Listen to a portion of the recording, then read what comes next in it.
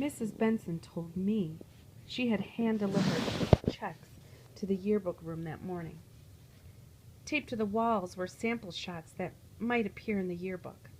One particular photo was of Courtney and me. You guessed it, the one from the party, with my arm around her waist, looking like I was having the time of my life. Quite an actress, Hannah. I told her, no, we're just acquaintances.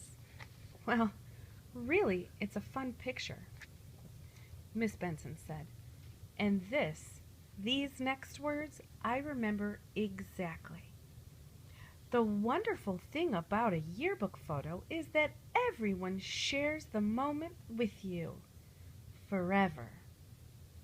It sounded like something she'd said a million times before, and before I probably would have agreed, but not with that photo.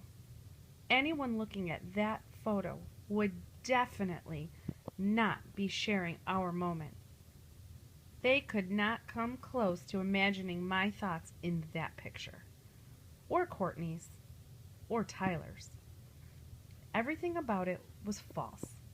Right then in that office, with the realization that no one knew the truth about my life, my thoughts about the world were shaken.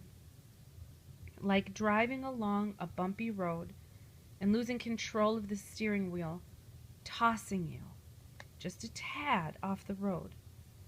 The wheels kick up some dirt, but you're probably able to pull it back.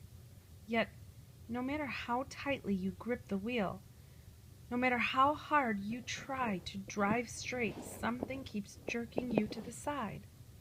You have so little control over anything anymore.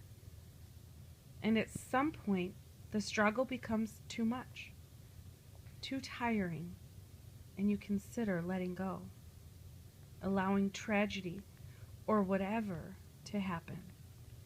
Pressing my fingertips hard against my hairline, my thumbs against my temples, I squeeze.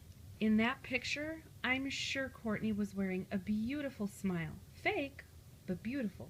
She wasn't, but you couldn't know that. See? Courtney thought she could jerk me around wherever she wanted. But I didn't let that happen. I jerked myself back on the road just long enough to push her off, if only for a moment. But now, the survey for Valentine's Day. Was this just another chance to get thrown off the road?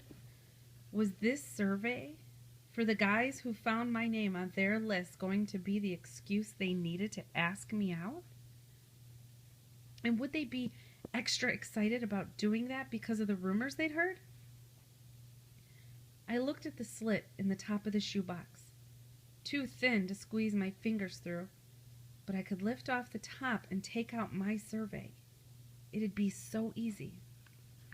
Miss Benson would ask why, and I could pretend I was embarrassed about filling out a love survey. She'd understand.